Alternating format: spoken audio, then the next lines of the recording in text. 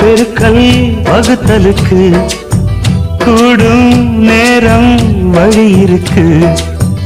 இருக்கிற நாள இருவரும் சேர்ந்து இணைபிரியாம கழிச்சிட வேணும்.